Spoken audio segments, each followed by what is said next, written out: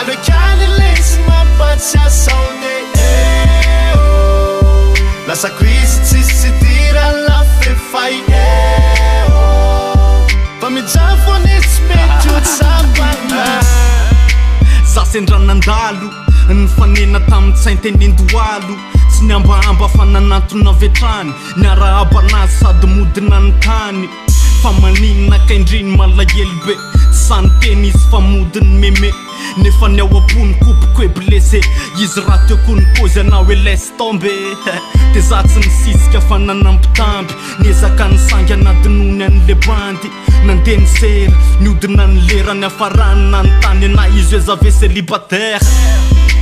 fafako ny lasako fa tonga ihany le anjely kely efa nandrasako lasako izy ary tsy averiko itsony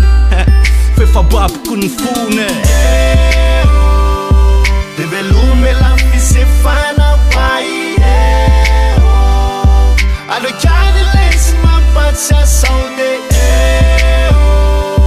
lasako izy tsisy tira lafefay fa mijafony tsy mety otsapala zato mipimasa sady tsy nanao hoe fa vao nahitana izy tonga de de za nanontany baby qu'est-ce qu'il a de izy namaly raha tsy mampaninona de mba andraso kely a